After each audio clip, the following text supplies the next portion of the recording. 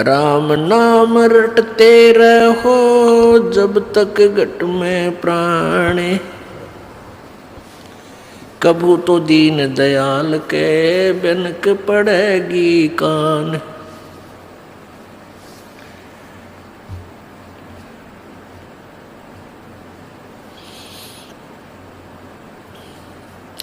परमपिता परमात्मा पूर्ण ब्रह्म सर्व सृष्टि रचनहार कुल मालिक कबीर देव कबीर साहब कबीर अल्लाह, अल्लाहु अकबर, ये वही परमात्मा है जो बनारस में काशी में भारतवर्ष की पवित्र भूमि पर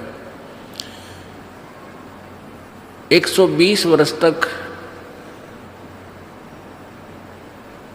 रह करके अपने तत्व ज्ञान का प्रचार किया और एक जुलाहे की भूमिका की, और साथ में वो परमात्मा पूर्ण ब्रह्म है और एक तत्वदर्शी संत का रोल भी किया। यथार्थ ज्ञान का प्रचार करने के लिए वो परमेश्वर सतलोक से चल कर आते हैं अपने निज स्थान तक। वो परमात्मा हमें याद दिलाते हैं कि तुम यहाँ के रहने वाले नहीं हो और तुम भूल चुके हो अपने निज स्थान को, जहाँ तुम रहते थे वहाँ तुम बहुत सुखी थे, या कोई सुख नाम की वस्तु तुम्हें नहीं है। प्रत्येक प्राणी सुख की खोज में लगा हुआ है। कोई तो जिसके संतान नहीं है वो सोचता है कि मेरा संतान हो जाए मैं सुखी हो जाऊंगा। जो निर्धन है वो सोचता है मैं धनवान हो जाऊं मैं सुखी हो जाऊंगा। कोई व्यक्ति है जिसके पास थोड़ा बहुत धन है वो सोचता है कि मैं कोई एमएलए मंत्री बन जाऊं मेरी मौज हो जाएगी। एमएलए मंत्री बनने के बाद उसकी नीयत बन जाती है कि मुख्यमंत्री बन जाऊं, शायद मेरे ठाठ हो जाएंगे, मौज हो जाएगी, सुख होगा। वहाँ भी उसको सुख नहीं। फिर उसकी नीयत बनती है कि प्रधानमंत्री बनूं, शायद तब मेरी मौज होगी। लेकिन यह सुख नाम की चीज किसी को नहीं है। प्रत्येक प्राणी पीड़ित है। ऊपर से हमें ऐसा लगता है जैसे ये सुखी है, लेकिन अंदर से उसको घुन की तरह टेंशन खा रही होती है। अब सतलोक के जो हम जहाँ से हम आए थे उस स्थान का भेद हमारे को किसी ने नहीं दिया, क्योंकि काल भगवान जिसके लोक में हम फंसे पड़े हैं इसने हमें बंदी बना करके यहाँ रोक रखा है, हमारी दुर्गति कर रखी है। अब जिस लोक के हम रहने वाले हैं उस देश का वो मालिक आता है, हमारा पिता आता है, जो हम गलती से इस काल के जाल में फंसे हुए उनको समझाता है कि तुम्हारा मूल ठिकाना नहीं है। तुम्हें क्यों नहीं पता लगा? पीछे गए ना आगे गए ना बावड़े, रहते भी सब जहाँ, बिन साहिब की बंदगी कहीं ठोर ठिकाना ना। परमात्मा कहते हैं भाई पहले जो चले गए तुम्हें छोड़कर, वो काल ने भ्रमित कर दिए, कहीं के कहीं पटक दिए ठाकर, वो तो वापस आए नहीं। यूँ बताने के लिए आगे बहुत बुरी दुर्गति है, और जो रह रहे हैं शेष ये भी चले जाएंगे, ये भी मर जाएंगे। साथी हमारे चले गए हम भी चालन हारे, कोई कागज में बाकी रह रही तात लगी है वार। अब यह इतने दुखी हैं हम, जिसकी मृत्यु होगी उसको तो हम सोच लेते हैं मर गया भाई मर गया, कोई बात नहीं, इसका अंतिम संस्कार करो और क्रिया करके फारिग हो गए। शेष बचे हुए ये सोचते हैं हम अभी नहीं मरेंगे। परमात्मा कहते हैं विचार करो, जैसे वो चले गए वो भी यही सोचे हुए थे हम अभी नहीं मरेंगे। साथी हमारे चले गए और हम भी चालनहार। परमेश्वर अपने ऊपर ही ये सब उदाहरण दे करके हमें समझाना चाहता है। और कोई कागज में बाकी रह रही तात लागरी वार।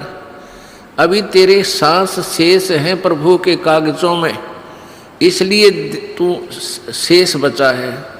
जिस दिन वो कागज पूरे हो जाएंगे, 1 सेकंड ना घर वाले रखें और तो रखेगा कौन। तो क्या बताते हैं कि आगे गए ना बावड़े, बावड़े माने वापस नहीं आए, और रहते भी सब जान और बिन परमेश्वर की बंदगी की तो ठोर ठिकाना ना। आज आपने अपना घर, अपना देश, अपने बच्चे अपना ठिकाना मान रखा है कि हम यहाँ रहते हैं, ये हमारा ठिकाना है, और कल मृत्यु हो जाती है। कहाँ गए?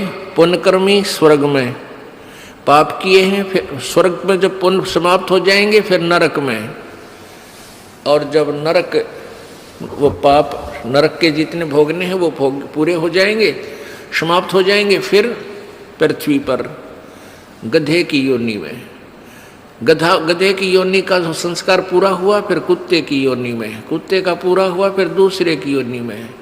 कितना ठोर ठिकाना ना स्वर्ग में ठोर ठिकाना, ना नरक में ठोर ठिकाना, ना मनुष्य जीवन में ठोर ठिकाना, ना देवता रूप में तेरा ठोर ठिकाना, क्योंकि यहाँ तो जन्म और मृत्यु का अटल विधान है।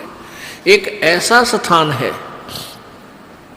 जहाँ जाने के बाद फिर मृत्यु नहीं होती, वहाँ कोई दुख नहीं, वहाँ बुढ़ापा नहीं और मृत्यु नहीं। ये 2 दुश्मन है इस प्राणी के। एक तो वृद्धावस्था, सबसे भयंकर दुख है वृद्धावस्था।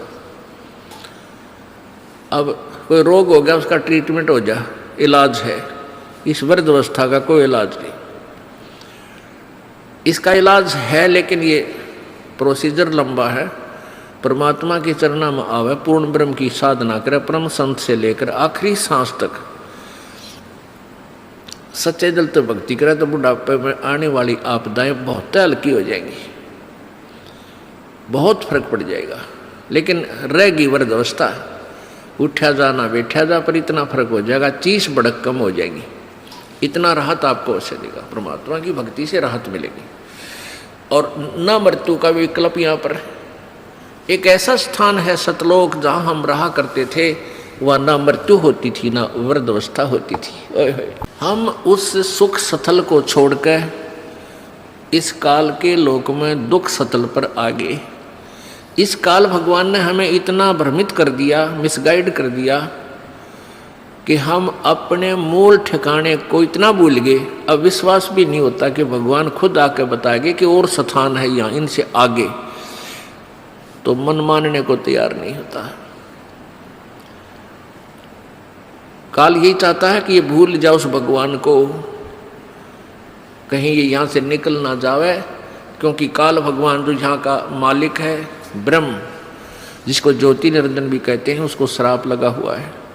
1 लाख मानव शरीरधारी प्राणियों का नित्य आहार करता है, इसलिए उसने ये अपने खाने के लिए अपने 3 पुत्रों से, रजगुण ब्रह्मा से, सतगुण विष्णु से, तमगुण शिव जी से, इनसे यहाँ व्यवस्थित किया हुआ है, अपना युबाग लगा रखा है। रजगुण ब्रह्मा के प्रभाव से सभी प्राणी संतान उत्पत्ति करते हैं, विवस्वय बाई फोर्स करवाता है। और सतगुण विष्णु जी के प्रभाव से एक दूसरे में मोह ममता इतनी जकड़ दी जाती है, जीव के बस का नहीं। और तमगुण शिव जी हमारा संहार कर देता है। तो ये काल भगवान नहीं चाहता कि कोई प्राणी परमात्मा के बारे में जान सके, भ्रमित ज्ञान करवाता है, अपने दूत संत भेज के उल्टा ज्ञान की कथा सुनवाता है, पूरे समाज को शास्त्र विरुद्ध ज्ञान से रंगवा देता है। परमेश्वर स्वयं आते हैं और अपने तत्व ज्ञान का वो प्रचार स्वयं ही करते हैं, अपनी महिमा आप बताते हैं, अपने सतलोक के विषय में जानकारी देते हैं। उस सतलोक में हमें कितना सुख है। शंखों लहर मेहर की उपज कहर नहीं जा कोई, दास गरीब अचल अविनाशी, सुख का सागर सोई। शंखों लहर मेहर की उपजे और कहर नहीं जा कोई। ओए होए। दास गरीब अचल अविनाशी, सुख का सागर सोई। अब कभी कभी एकांत में अकेले बैठे हों, एक बार एक ऐसी हिलोर उठती है आत्मा में, इतना आनंद आता है उस समय कि कोई भी दुश्मन शत्रु नहीं लगता, कोई बुरा नहीं लगता, सब अपने से लगते हैं। और वो आनंद एक विशेष आनंद होता है। वो कुछ ही क्षणों के लिए रहती है, फिर तुरंत चली जाती है, फिर कोशिश करने से भी सेट नहीं हो पाते हैं। उसके जाते ही फिर कहर की लहर शुरू हो जाती है, उसको ऐसे कर दूंगा, उसको ऐसे कर दूंगा, उसने मेरी हानि कर दी। भाई लड़की नहीं ब्याही गई, किसी की बेटी की ब्याह हो गया तो बेटी का बालक ना होए, भगवान क्या होगा, कहीं वो छोड़ ना दें। और इसी प्रकार ना जाने बिना गिनती की टेंशन और वो कहर की लहर प्रारंभ हो जाती है। परमात्मा कहते हैं उस सतलोक के अंदर, गरीबदास साहिब जी बता रहे हैं, आंखों देखा कबीर परमेश्वर की कृपा से गरीबदास जी महाराज जी ने सतलोक के दर्शन किए थे और परमात्मा को देखा था। उन्होंने आकर बताया था कि हम सुल्तानी नानक तारे दादू को उपदेश दिया, जाति जुलाहा भेद न पाया वो काशी माए कबीर हुआ। वही गरीबदास साहिब जी आंखों देखा हाल बता रहे हैं कि शंखों लहर मेहर की उपजे कहर नहीं जा कोई, और दास गरीब अचल अविनाशी सुख का सागर सोई। वो सुख का सागर है। अब पुण्यात्माओं, सत्संग ज्ञान से ज्ञान होता है। पहले हमने अज्ञान सुना था, वो अज्ञान सेट हो गया हमारे हृदय में, वो सच्चा मान लिया हमने। अब इस तत्व ज्ञान को सुनोगे रह रहकर, ये भी आपको कुछ दिनों में सेट हो जाएगा और ये सत्य है, ये सत्य ही सत्य महसूस होगा। पहले असत्य को हम सत्य मान बैठे थे, तो इस ज्ञान से ही आपको ये ज्ञान होगा। अब मृत्यु तो एक दिन होनी है और इसका कोई फिक्स भी कोई नहीं, अंदाजा ला रखा हमने कि भाई 100 वर्ष तक आदमी व्यक्ति मानव शरीर रह सकता है, लेकिन ये 60-70 वर्ष के बाद तक ये शरीर भी जान का झाड़ हो जाएगा। वो जीवो चाहे ना जीवो 70 साल पाछे, तो वो तो ठीक है, लालच छूटा कोई ना, मरा जाता कोई नहीं, जीव प्यारा सब ने लगे है, चाहे 100 वर्ष का भी हो गया, नहीं सोचा और जी जाऊं। तो ऐसी भावना क्यों है हमारे अंदर? क्योंकि हम ऐसे लोक में रहा करते थे, वहां मृत्यु नहीं होती थी, और वो आत्मा को आज भी खटक रही है, भाई मरना नहीं चाहिए। हम सतलोक में रहते थे, वह मृत्यु नहीं होती थी। तो इसलिए अब भी इस आत्मा को न्यू लगा है, यो क्यों मर गए, हम क्यों मर रहे हैं, ये मरना नहीं चाहिए। तो ये बीमारी तो, इसका विकल्प तो यहाँ है ही नहीं, यहाँ तो हार्ड एंड फास्ट रूल है, अटल नियम है यहाँ का, जो जन्मा सो मृत्यु होगी, मृत्यु होगी उसका जन्म जरूर होगा। और सतलोक में ये नियम है कि वहाँ पुनर्जन्म नहीं है, वहाँ वृद्ध अवस्था नहीं है, युवा शरीर रहेगा, सदा युवा शरीर रहेगा, किसी चीज़ का अभाव नहीं, कोई वहाँ काम नहीं, और ये हार्ड चाम का शरीर नहीं। पुण्यात्माओं, ज्ञान से ही ज्ञान होता है, सुनने से ही ज्ञान होता है, सत्संग से आपको प्रेरणा मिलती है कि हम अपनी मृत्यु तो होनी ही है, अवश्य होनी है। तो क्यों ना हम अपना पूरी टारगेट, पूरा उद्देश्य सच्चे दिल से सतलोक जाने का बनाए, क्योंकि इस ज्ञान से आपको ये प्रमाण मिलेंगे, 100 प्रमाण देगा ये दास आपको कि ये लोक अपना नहीं है, अपना लोक सतलोक है। और उस सतलोक को किस किस ने सेकंड किया है, किस किस ने समर्थन किया है, खुद परमेश्वर ने आके बताया कबीर जी ने। और फिर कबीर परमेश्वर जी ने अपनी प्यारी आत्माओं, जो अश्रेष्ठ आत्माएं होती हैं, उस समय अच्छी आत्माएं होती हैं, उनको अपना गवाह बनाया, उनकी आत्मा को सतलोक लेकर गए, उस प्यारी आत्माओं को सचखंड दिखाया, अपना वास्तविक वहाँ परिचय कराया, समर्थता का ज्ञान कराया, वहाँ का सुख से परिचित करवाया, फिर उनको वापस शरीर में छोड़ा, जनता में वो अपना ज्ञान प्रचार करवाया। उन्होंने सभी ने एक जैसा ही मार्ग बताया है, जैसे आदरणीय धर्मदास साहिब जी बांधवगढ़ वाले, आदरणीय मरुकदास साहिब जी, आदरणीय दादू साहिब जी, आदरणीय नानक साहिब जी, जिससे सिख धर्म का उत्थान हुआ, आदरणीय गीसादास साहिब जी, आदरणीय गरीबदास साहिब जी, इन सभी पुण्यात्माओं ने परमात्मा को पाया। इन्होंने सचखंड सतलोक आँखों देखा और फिर वापस आकर के उस अनुभव की आँखों देखे, उस परमात्मा की शक्ति समर्थता का अपने अमरवाणी में कलम तोड़ विवरण किया। हम देखा सो साच है और सकल प्रपंच। गरीबदास साहिब जी कहते हैं हमने जो देखा वो सत्य है, बाकी जो कह रहे हैं वो सब प्रपंच झूठ बोल रहे हैं।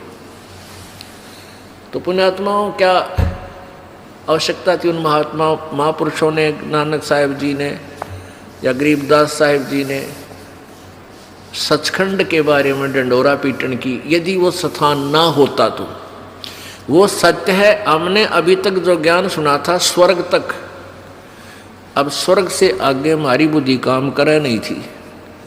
अब हमें ज्ञान हो गया, अब हम अपना तन मन धन से उस सतलोक में जाने का प्रयत्न करेंगे। पुण्यात्माओं, सुअवसर है। परमेश्वर ने काल से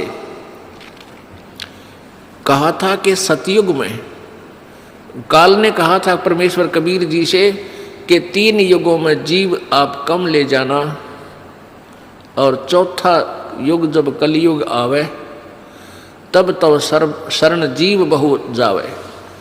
ऐसा वचन हर मोय दीजै, तब गवन संसार ही कीजै। काल ने कहा था प्रभु 3 युगों में, सतयुग त्रेता द्वापर में, आप अधिक प्राणी सतलोक मत ले जाना, और चौथा युग जब कलयुग आएगा तब आप कितने ही प्राणियों को सतलोक ले जाना। तो परमात्मा ने कहा ठीक है तथास्तु। तो उस परमात्मा के उस वचन अनुसार, और काल ने भी अपने मुख से ही कह दिया कि कितने जीव ले जाना, लेकिन एक और प्रार्थना की थी कि जो आपके ज्ञान को स्वीकार करे आप, वो आपका, और जो आपके ज्ञान को स्वीकार नहीं करे, मेरे ज्ञान को स्वीकार करे, वो हमारा। आप उसको बाई फोर्स मत ले जाना, अपना ज्ञान दे करके अपना बनाना। तो इसलिए पुण्यात्माओं, अब जो परमात्मा की इस अमर वाणी पर जो विश्वास करेगा वो परमात्मा का हो जाएगा, और जो इस वाणी को नहीं समझेगा वो काल का है, वो काल का रहेगा। जैसे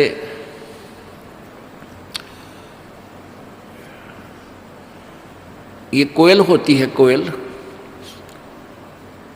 ये अपना अलग घोंसला बना के अपने अंडे उत्पन्न नहीं करती, क्योंकि ये कौवे जो होते हैं कोयल के अंडों को खा जाते हैं। वो क्या बुद्धिमत्ता करती है कि मादा कौवी जो होती है, मादा कौवा कौवी, वो जहाँ भी उसने अंडे उत्पन्न कर रखे होते हैं घोंसले में, जब वो कहीं इधर उधर चुग्गा चुगने जाती है, आहार के लिए बाहर जाती है, तो मादा कोयल तुरंत वहाँ जाकर के अंडे उत्पन्न कर देती है। 2 उस कौवी के होते हैं, कौवे के अंडे होते हैं, और 2 कोयल के। अब वो कौवी वापस आती है, वो देखती है 4 अंडे हैं, वो पहचान नहीं पाती है मेरे कौन से हैं, इसलिए वो चारों की परवरिश कर देती है, उनको सेक करके मैच्योर बना देती है, बच्चे निकाल देती है। अब कोयल और काग के बच्चों में कोई अंतर नहीं होता जब तक वो छोटे होते हैं।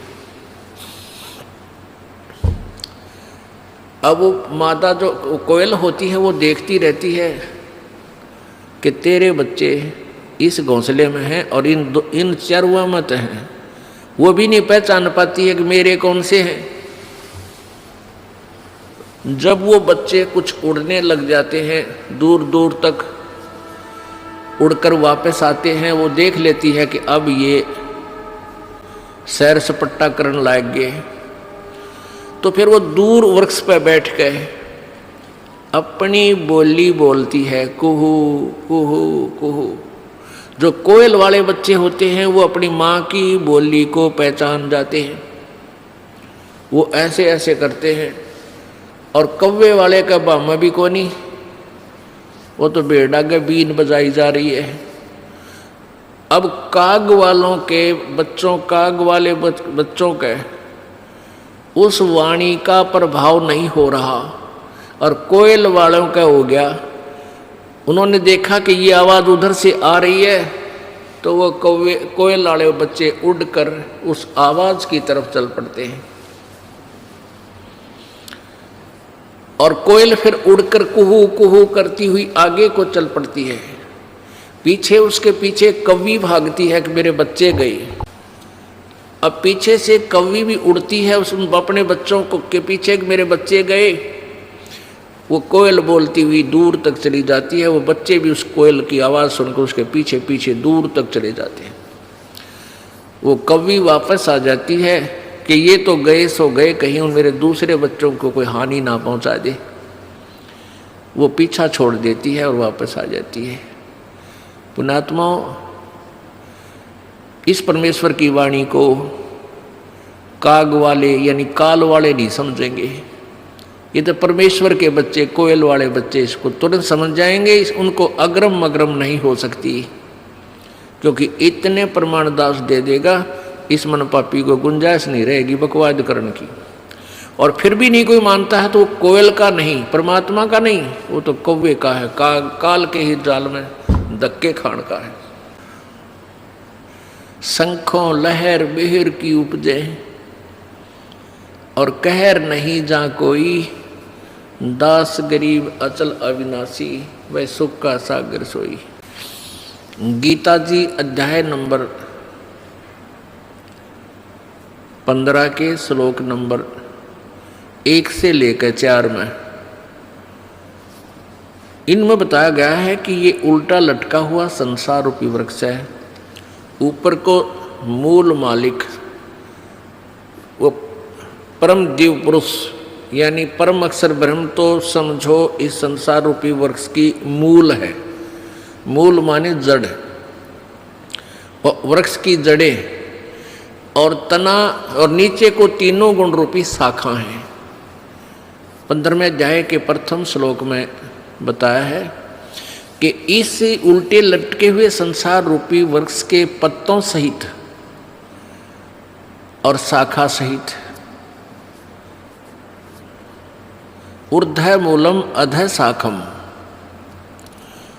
ऊपर को जड़ और नीचे को शाखा वाला ये संसार रूपी पीपल का वृक्ष जानो। और जो संत इसके सभी विभाग बता देगा, तना कौन है, डार कौन है, टहनी कौन भगवान है, शाखा कौन भगवान है और पत्ते कौन है, यानी सभी पार्ट अलग अलग से विभाग बता दे, स वेदवित वो वेद के तात्पर्य को जानने वाला है, अर्थात वो तत्वदर्शी संत है। गीता जी अध्याय नंबर 4 के श्लोक नंबर 32 में कहा है कि पहले जो 25 से लेकर 30 में जो क्रियाएं बताई हैं साधकों की, वो सभी साधक अपनी क्रियाओं को, अपनी साधना को पाप नाशक जानकर ही कर रहे हैं। लेकिन उस चौथे अध्याय के 32वें श्लोक में कहा है गीता जी में कि उस सच्चिदानंद घन की वाणी में ब्रह्मणे मुखे, अनुवादकर्ताओं ने ब्रह्मणे मुखे का अर्थ गलत किया है। इस दास के द्वारा किया हुआ अनुवाद गहरी नजर गीता में आप पढ़ सकते हो यथार्थ रूप में। सच्चिदानंद घन की वाणी उन्होंने वेद की वाणी लिख दिया ब्रह्मणे मुखे। ब्रह्मणे माने वेद लिख दिया, नहीं, ब्रह्मणे माने सच्चिदानंद घन परमेश्वर यानी परम अक्षर ब्रह्म पूर्ण परमात्मा कबीर वाणी, कबीर जी की वाणी में विस्तार से कहे गए हैं। उनको चौथे अध्याय के 34वें श्लोक में कहा कि उस ज्ञान को जो परमेश्वर की वाणी में, जो गीता और वेदों से भिन्न है, एक्स्ट्रा है, अलग है, उस तत्व ज्ञान को तो तत्वदर्शी संतों के पास जाकर समझ, उनको दंडवत प्रणाम करने से और कपट छोड़ कर प्रसन्न करने से वो तत्वदर्शी संत आपको भेद बताएंगे। वो तत्वदर्शी संत कैसा होगा उसकी पहचान बताई है 15वें अध्याय के प्रथम श्लोक में, कि जो इस उल्टे लटके हुए संसार रूपी वृक्ष के सभी पार्ट बता दे न्यारे न्यारे, सवेदवित, वह वेद के तात्पर्य को जानने वाला, अर्थात वो तत्वदर्शी संत है। वो तत्वदर्शी संत की भूमिका परमेश्वर ने स्वयं ही की है। आप आरती, आप साजे, आप किंगर, आप बाजे, आप ताल, झां झनकारा, आप नचे आप देखनारा, कह कबीर ऐसी आरती गाऊं, आप मध्य आप समाऊं। वो परमात्मा ने स्वयं ही रोल किया है, स्वयं एक दास का रोल किया है, एक गरीब व्यक्ति बनकर राम रटत दारिद्र भलो, टूटी घर की छान, वो सुंदर महल किस काम के जहाँ भक्ति नहीं भगवान। तो परमात्मा ने गरीब से गरीब, पुअर, निर्धन की भूमिका की, कि कहीं कोई किसी का वहम रह जावे कि भाई परमात्मा प्राप्ति तो धनी लोग ही कर सकते हैं, क्योंकि वो भंडारे भी कर सकते हैं, वो धर्मशाला भी बनवा सकते हैं। पुण्यात्मा, धनी और निर्धन सभी परमात्मा पा सकते हैं, लेकिन संत पूरा हो, उनकी नीयत साबित हो, श्रद्धा पूरी हो, आजीवन मर्यादा में रहें, दोनों पार होंगे। तो परमात्मा ने आप पे आके बताया अपना सारा ज्ञान, स्वयं एक गरीब बनकर कहा कि देखो मैं कितना गरीब हूँ, और जुलाहा जाति में, क्योंकि जब परमेश्वर आए ये छुआछूत की आग घनी लगी हुई थी, चरम सीमा प्रति छुआछूत इन शूद्र वर्ण के व्यक्तियों से ये ब्राह्मण लोग विशेषकर 10 कदम दूर रहा करते थे और कहते थे ये भक्ति के योग्य नहीं है। परमात्मा ने यही हमारी भ्रमणा तोड़ी थी कि परमात्मा की दृष्टि में सभी आत्मा एक हैं। ये वर्ण और जाति और धर्म तुम बना बैठे भगवान के दरबार में, ना वर्ण है, ना जाति है, ना कोई धर्म है, अलग से धर्म नहीं है, एक ही धर्म है, मानव धर्म। जिसके अंदर इंसानियत है वो धार्मिक व्यक्ति है, अन्यथा नहीं है। और स्वयं ही एक तत्वदर्शी संत की भूमिका की। उस समय के सभी विद्वानों को मालिक ने छक्के छुड़ा दिए थे, लेकिन वह कर्म ठोक मान्य नहीं। वो संस्कृत भाषा जानते थे, समाज अशिक्षित था, इसलिए उन नकलियों का दाव लगा रहा कि कबीर झूठ बोलता है, कबीर जी झूठ बोलते हैं, ये वेदों और शास्त्रों को नहीं पढ़ सकते क्योंकि ये अशिक्षित है। यजुर्वेद अध्याय नंबर 40 के श्लोक नंबर 10 से 13 तक 2 बार प्रमाण दिया है कि वेद ज्ञानदाता ब्रह्म बोल रहा है कि परमात्मा के विषय में विशेष जानकारी वो तत्वदर्शी संत बताएगा, उससे पूछो। इससे सिद्ध है कि वेद ज्ञान से भी अलग कोई और ज्ञान है। उसमें यह भी कहा है कि कोई तो जिसने अक्षर ज्ञान हो गया उसको विद्वान कह देते हैं। किसी ने MA BA कर ली, विद्वान कहला दिया किसी एक लैंग्वेज में या 2 लैंग्वेज में, और जो शिक्षित नहीं है उसको अविद्वान कह देते हो। नहीं, विद्वान और अविद्वान की परिभाषा भी वो तत्वदर्शी संत बता होगा। विद्वान किसे कहते? तो कबीर परमेश्वर जी विद्वान थे, वो संस्कृत की भाषा जानने वाले विद्वान कहलाते थे, वो विद्वान नहीं थे क्योंकि उनको अपने संत ग्रंथों का ज्ञान नहीं था, ना वो वेदों से परिचित थे, ना वो पुराणों से परिचित थे जिनकी ओट में डंडोरा पीटा करते। तो परमात्मा ने स्वयं ही आकर बताया, तत्व ज्ञान अपनी महिमा आप पर बताई। अक्षर पुरुष एक पेड़ है, निरंजन वा की डार, ये तीनों देवा शाखा है, भाई पात रूप संसार।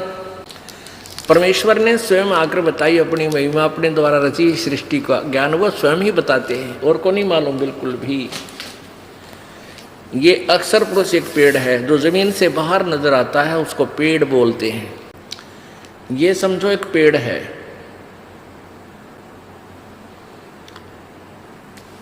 जमीन से बाहर जो नजर आता है, दृष्टिगोचर हो रहा है, उसको पेड़ बोलते हैं।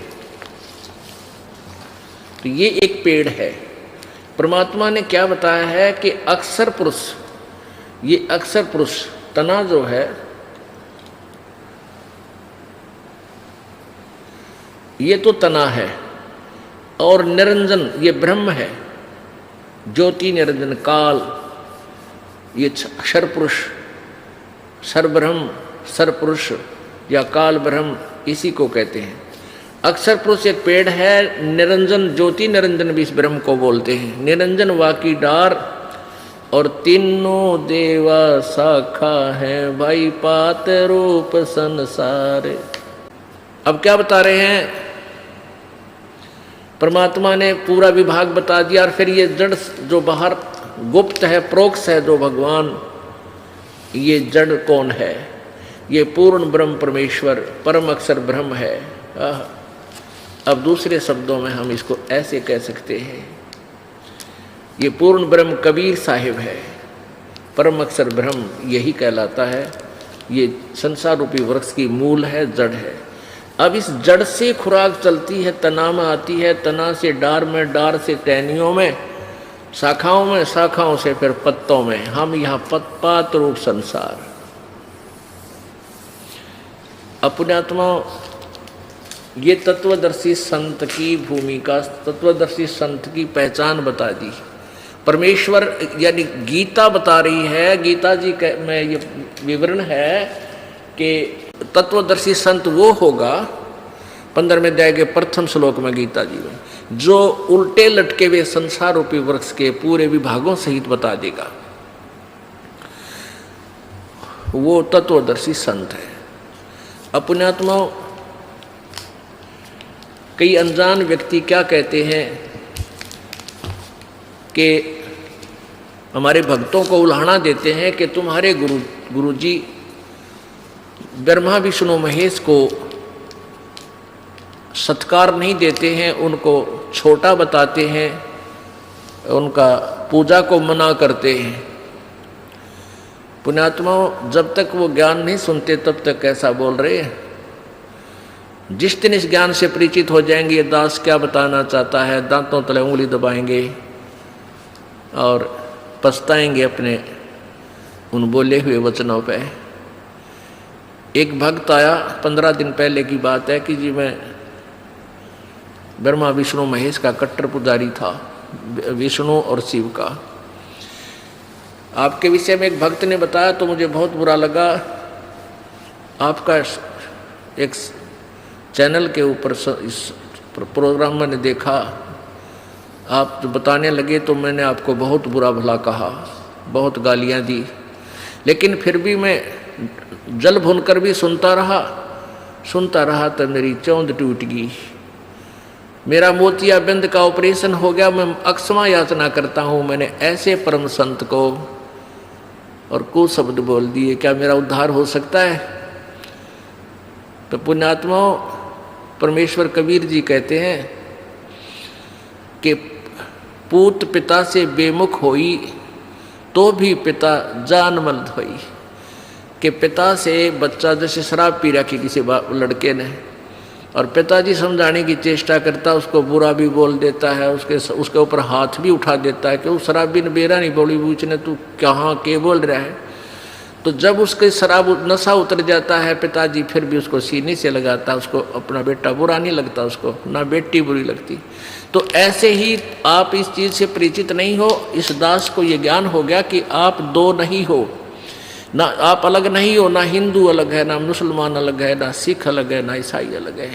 आपका कोई शत्रु नहीं है। काल ने हमें शत्रु बना रखा आपस में विभाग करके। ये यही चाहता है कि डिवाइड एंड रूल, इनकी आपस में दुर्गति होती रहे, ये भगवान से भूल जाएं और उस अज्ञान आधार पर एक दूसरे के साथ लट्ठम लट्ठा रहे।